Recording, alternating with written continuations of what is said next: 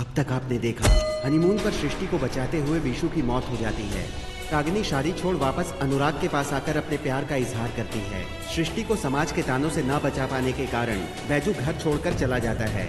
दिव्या घर पर पैसे चोरी होने का इल्जाम बैजू पर लगाती है, लेकिन दुलारी बताती है कि ये चोरी बैजू ने उसके पति की मदद करने के लिए की थी। बैजू से सब माफी मांगते हैं। देर रात सृष्टि बैजू के साथ अपनी सहेली की मदद के लिए गलत होटल में पहुंच जाती है, जहां पुलिस की रेड पड़ती है और सृष्टि और बैजू को भी पूछताछ के लिए ले जाया जाता है। घर वालों को खबर मिलने पर सब हैरान रह जाते हैं। इंस्पेक्टर का सृष्टि से गलत ढंग से सवाल पूछने पर बैजू गुस्सा हो जाता है, लेकिन जल्द ही सच्चाई सामने आती है। बैजू की मां बैजू को साथ घर चलने को कहती है और बैजू चला जाता है। अब आगे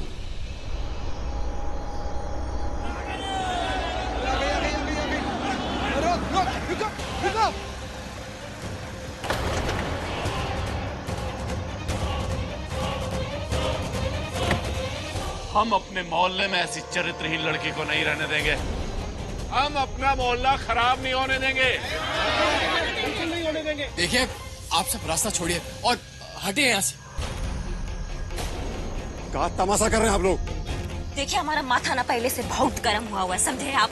हमारा रास्ता छोड़िए, फालतू का बवाल मत कीजिए यहाँ पे। चलिए, निकलिए हमारे रास्ते से। हटिए। आगे से हटिए। हम तुम्हारा रास्ता नहीं रोक रहे हैं रागिनी, तुम्हें जहाँ जाना है जाओ, लेकिन इस बच्चे लड़की को हम कहीं नहीं जाने देंगे। इसे तो वापस जाना ही होगा। हाँ हाँ, इसे वापस जाना ही होगा। निकालो इसे गांव से बाहर। अरे सुनिए, हमारी बात सुनिए। देखिए, आप सबसे हमारा विनम्र निवेदन है, आप सब लोग अपना अपना घर जाइए ना। अरे हम लोग पहले ही बहुत परेशान हैं, हमको और परेशान मत कीजिए। हम इसे मोहल्ले में नहीं रहने देंगे। हाँ हाँ नहीं, इसे मोहल्ला छोड़कर जाना होगा। जाना होगा। हाँ हाँ नहीं, इसे मोहल्ला छोड़कर जाना होगा।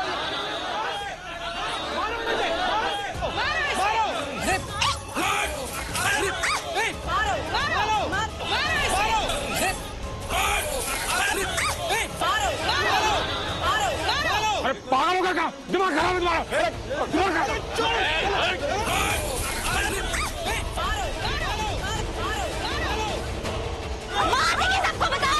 पापा ठीक है ना? पापा ठीक से क्या?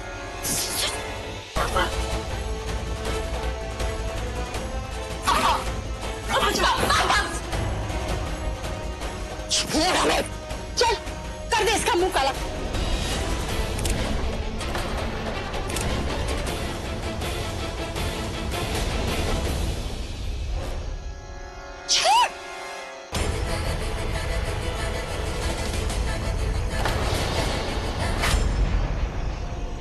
भगवान, अरे बेहया बेशरम, इतनी जवानी नहीं संभाल रही थी तो चली जाती है अपने यार के साथ। एक मछली पूरे तालाब को गंदा कर देती है। अगर ये यहाँ रही तो हमारी बहू बेटियों पे क्या असर पड़ेगा? अरे जाके रहना अपने यार बैजू के साथ। क्या हुआ, आज आया नहीं वो साथ में? अरे कहाँ से आएगा? वो कहावत नहीं सुनी तूने, मवाली यार किसके, खाए पिए और खिसके। अरे वो नहीं आए तो यही चली जाती, कम से कम हमारा मोहल्ला तो छोड़ देती।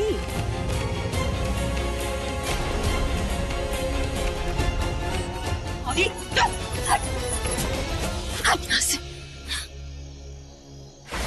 बहुत पड़ोसी धर्म निभा लिया हम।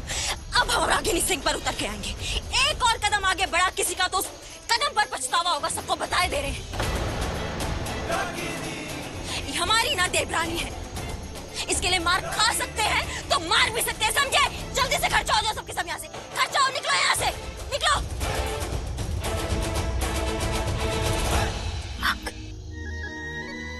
सृष्टि, पापा अब ठीक है? आप ठीक तो है ना? हाँ आई इधर। चलो तुम।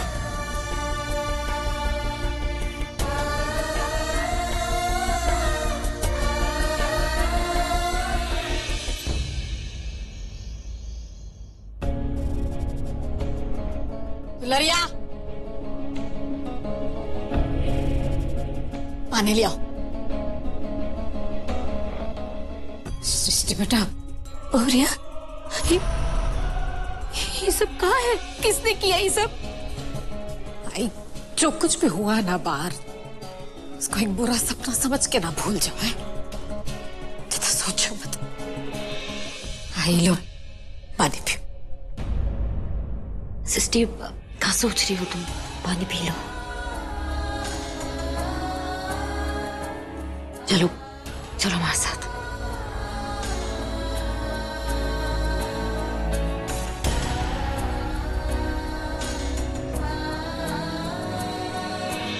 भैया बहुत शर्मिंदगी महसूस हो रहा है हमको आज। वो लोग हमारा घर के बहू के साथ ऐसा सलूक किया, आप हमको शराफत समझाते रहे और वो लोग अपना औकात भूल गया। भैया उनको ना हम उनका औकात याद दिला के रहेंगे आज। अगर इनके घर में घुस के नहीं मारा ना तो हमारा नाम बृजभान सिंह नहीं है।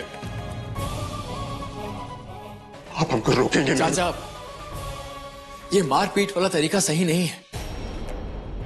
देखिए आप शांत हो जाइए, और ये सृष्टि को भी नहीं अच्छा लगेगा। आप मानिए बात। तो क्या करें अनुरागा, क्या करें? हमसे सब बर्दाश्त नहीं हो रहा है। या तो जमीन के अंदर धंस जाएं या फिर उनके घर में घुस के मारें उनको। अरे ये लोग ना शराफत का भाषा नहीं समझता है, इनके भाषा में बात करना पड़ता है। नहीं चाचा, हम पुलिस की मदद लेंगे। नहीं बेटा, अभी पुलिस केस भी नहीं करेंगे हम लोग। जी पापा, जैसा आपको सही लगे। हम चाहते हैं कि पहली बात पंचायत में उठाएं। अगर पंचायत ने उन लोगों का हुक्का पानी बंद कर दिया ना, तो उनके साथ साथ पूरे गांव को सबक मिलेगा कि किसी औरत के साथ ऐसा व्यवहार करने का नतीजा होता। और अगर मान लो ऐसा नहीं हो सका, तब भी पुलिस का विकल्प तो रहेगा ही ना हमारे पास। हमारे हिसाब से ये ठीक रहेगा।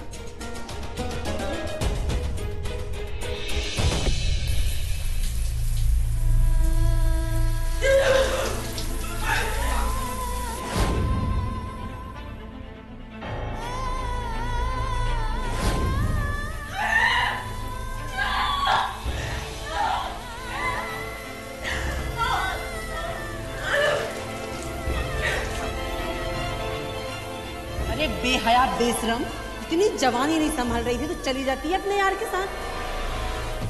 सृष्टि, सृष्टि, सृष्टि, सृष्टि,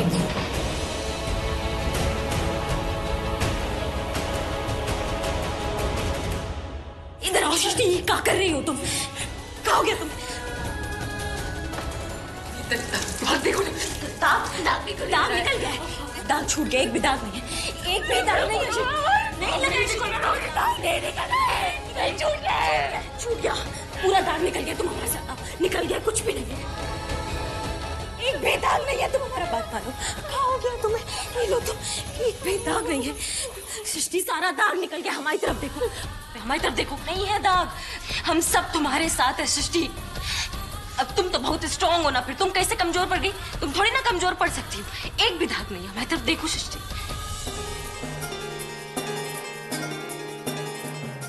आ गई हो, ठंड लग जाएगी तुम्हें। सृष्टि, हमारी तरफ देखो, नहीं है। सृष्टि, सृष्टि, नहीं है दाग, नहीं है दाग, छूट गया दाग। हम सब है तुम्हारे साथ, देखो हम खड़े। सृष्टि, हम सब तुम्हारे साथ है ना। क्यों कमजोर पड़ रही हो तुम? हाँ, मत पड़ो कमजोर। कुछ भी नहीं हुआ, कुछ भी नहीं हुआ। सबको बताएंगे, सबको ना गोली सुड़ा देंगे, बता रहे तुमको। इधर देखो, इधर देखो सृष्टि, तुम्हारे दामन में कुछ भी दाग नहीं है। गंगा जैसी पवित्र हो सृष्टि, गंगा जैसी पवित्र। और जिन जिन लोगों ने तुम्हारी तरफ उंगली उठाई है ना ससुरास, तुम देखना भगवान कैसे सबका नाक काटेंगे। कुछ भी नहीं। अब तुम एक काम करो, फटाक से ना जाके अपना कपड़ा चेंज कर लो, नहीं तो ठंड लग जाएगी तुम्हें, ठीक है? आज हम दोनों बहनें ना एक साथ सोएंगे, ठीक है? तुमको अकेला नहीं छोड़ेंगे। हाँ, चलो चलो जल्दी से, ठंड लग जाएगी तुम्हें। चलो चलो।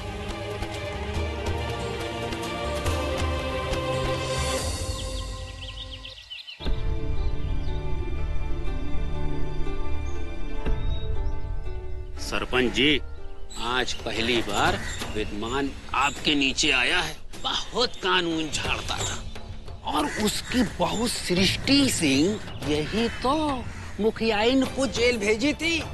आज आप छोड़िएगा नहीं। तुम्हारे साथ आज न्याय होगा।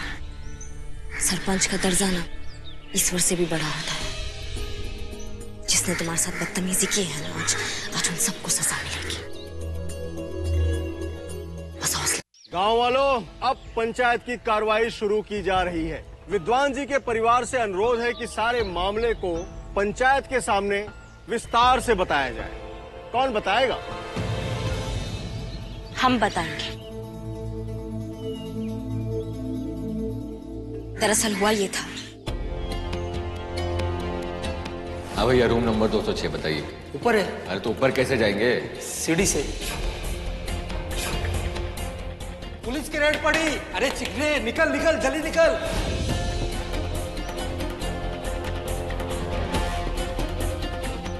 हाँ सर, हमारा नाम पायल पांडे और सृष्टि हमसे ही मिलने लोहिया नगर वाले होटल पैराडाइज आ रही थी और कुछ कंफ्यूजन हो गया। वो गांधी चौक वाले होटल पैराडाइज पहुंच गई। आप चाहें तो हमारे फोन का रिकॉर्ड चेक कर सकते हैं। शायद आप लोगों की बातें सच है। मैम आप जा सकती हैं।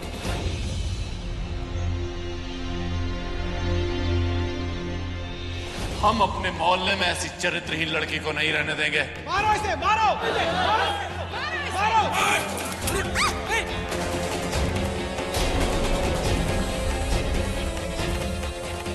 इसमें सृष्टि की कोई गलती नहीं।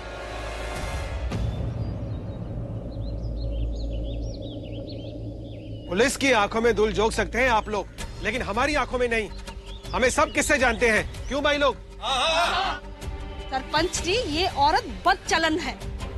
सरपंच जी, इसका यहाँ से जाना ही ठीक होगा। हाँ, जाना ही ठीक होगा। शांत, आप लोग शांत रहिए। पंचायत को अपना काम करने दीजिए। पंचायत का मानना यह है कि विद्वान सिंह जी के घर पर जो तमाशा किया गया वो शर्मनाक और गलत था। इसलिए गांव वालों को विद्वान जी और इनकी बहू से माफी मांगनी चाहिए।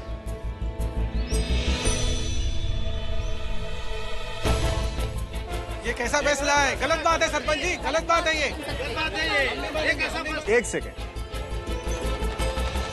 विद्वान जी, क्या आपको पंचायत का फैसला मंजूर है? सरपंच जी, मैं पंच को परमेश्वर के समान मानता हूं। आप सबका जो भी फैसला होगा हम सबको स्वीकार होगा। ऐसा है, हम लोगन का ये संस्कार है कि हम लोग महिलाओं के ऊपर शारीरिक या जुबानी रूप से कोई आरोप नहीं लगाते। इसलिए गांव वालों को विद्वान जी और इनकी बहू से माफी मांगनी चाहिए। अतः आप लोग माफी मांगिए।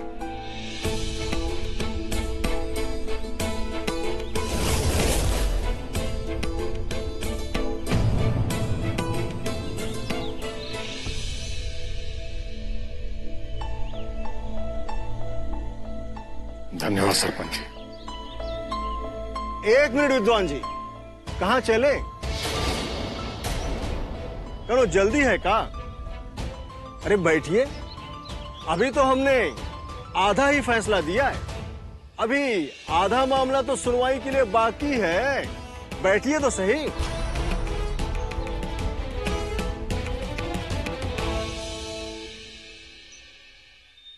भाइयों, आप लोग की मर्जी के खिलाफ जाकर इस पंचायत ने यह फैसला सुनाया कि आप सब लोग विद्वान जी और इनकी बहू से माफी मांगेंगे और आप सब ने पंचायत के फैसले का आदर करते हुए विद्वान जी और इनकी बहू से माफी मांगेंगे। अब बात यह है, पंचायत यह जानना चाहती है कि आप लोगों को सृष्टि जी से क्या शिकायत है।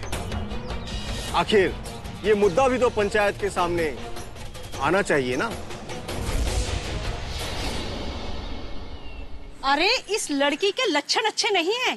कहने को तो विधवा है, लेकिन पूरे गांव में छम्मक छल्लो बन के घूमती है और एक जवान लौंडा साथ में लिए फिरती है। कहती है उसका सिक्योरिटी गार्ड है, लेकिन मामला तो कुछ और ही है। ये लड़की इस गांव में नहीं रह सकती सरपंच जी।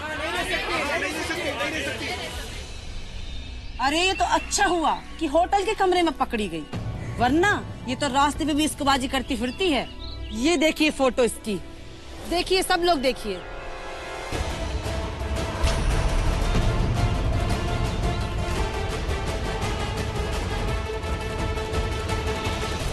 ऐसा कहा देख लिया फोटो में? हाँ, हमको भी दिखाइए। कहा है इसमें? फालतू का बात कर रहे हैं। कहा इस फोटो में ऐसा? हाँ, अरे विधवा होना ना घटना है, कोनो बीमारी नहीं है जो उसके साथ रहने से आपको भी लग जाएगी। रागिनी जी, आपको आपकी बात रखने का पूरा समय दिया गया था। अब गांव वालों को अपनी बात रखने दीजिए। कहिए आप लोग। सरपंच जी, अगर ये लड़की इस गांव में रही तो हमारी बहन बेटियों पर बुरा असर पड़ेगा। अरे मैं तो कहता हूँ इनकी पूरी कुंभे को ही इनकी पुरानी जगह भेज दो। वहां भी कुछ कर्म कांड करके आए होंगे, क्या मुंह दिखाएंगे ये लोग अपना? ये तुम ना ज्यादा समाज के ठेकेदार मत बनो, समझे? और तुम मुंह तोड़ देंगे यही बता रहे हैं। दुबे जी हद पार कर रहे हैं आप। अरे ये तो विधवा के नियम संयम भी नहीं मानती। उस दिन सरला बहन की बेटी की गोद भराई में आई थी, बड़ी लिपस्टिक पाउडर लगा के। इसकी छाया पड़ते से ही वो अच्छी भली लड़की बीमार हो गई। अगर ये लड़की यहाँ रहेगी ना तो हमारी बहू बेटियां बिगड़ जाएंगी। इसे यहाँ से निकालना ही होगा। सरपंच जी, इसको यहाँ से भगाना ही पड़ेगा। इसकी यहाँ से जाने में ही भलाई है।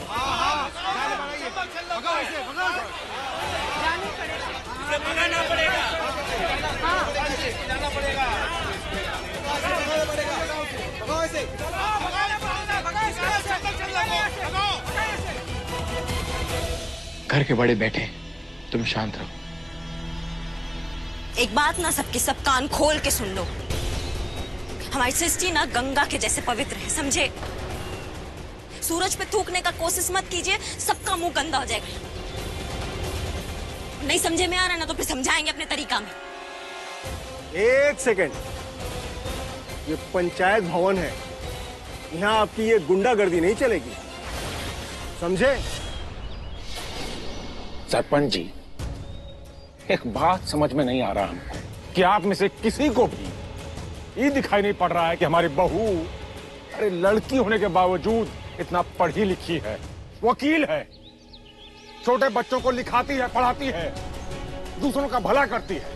ये सब छोड़ के आप सबको सिर्फ ये दिखाई पड़ रहा है कि इसकी मांग में सिंदूर नहीं है, और एक सिंदूर न होने से इसका हंसना खेलना सब बंद। हद हो गया इस घटिया सोच का। अरे सरपंच जी, सिंदूर इसने जानबूझ के नहीं पहुंचा अपनी मांग से। अरे ये तो एक हादसा है जो किसी के साथ भी हो सकता है, आपके साथ हो सकता है, आप सबके साथ हो सकता है। इसमें इस बेचारे का क्या कसूर है? हे विद्वान जी, अपना ज्ञान अपने पास रखो, पहले अपनी बहू के आचरण देखो, आचरण। दुबे कह रहे तुमको हद में रहो तुम। क्या बकवास। पंचायत बैठी है ना, आपस में राय मशविरा करने दीजिए ना उसको। शांति रखिए आप लोग।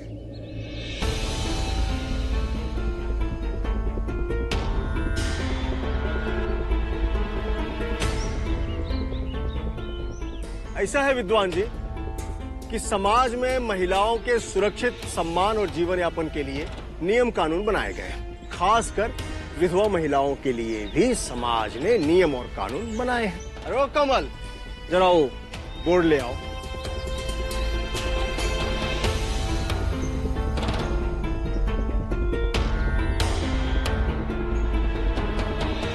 ये रामदास जी, हाँ जी, इस बोर्ड में 5-6 नियम लिखे हैं, जोर जोर से पढ़ के पूरे गांव वालों को सुना दीजिए। ठीक है सरपंच। जाइए। तो नियम सुनिए। पहला नियम, सूरज ढलने के बाद विधवाओं का घर से निकलना समाज के नियम के खिलाफ है। दूसरा नियम, विधवाओं को हमेशा सफेद कपड़ा पहनना चाहिए। तीसरा नियम, उबला सादा खाना खाना चाहिए। चौथा नियम, विधवाओं को किसी शुभ कार्य में नहीं जाना चाहिए। पांचवा नियम, विधवाओं को चप्पल पहनना नियम के खिलाफ है। छठा और आखिरी नियम, विधवाओं को अपने रिश्तेदार के अलावा किसी गैर मर्द से संपर्क नहीं रखना चाहिए।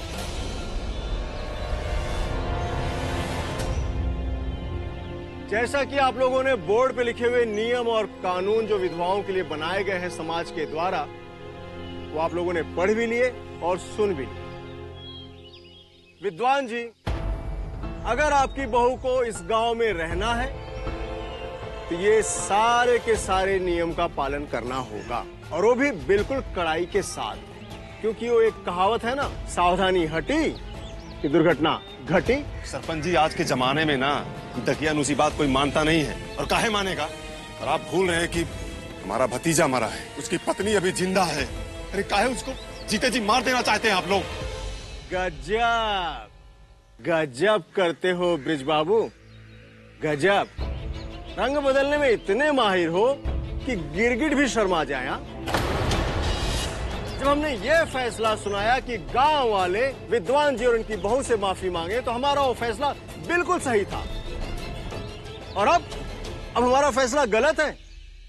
ब्रिज बाबू, ये ना भूलिए कि हर समाज में नियम और कानून बनाए जाते हैं और उनका पालन करना बहुत ही जरूरी होता है। सरपंच जी, हमारी बहू कोई कैदी नहीं है जो उस पे आपने ये सारे नियम थोप दिए।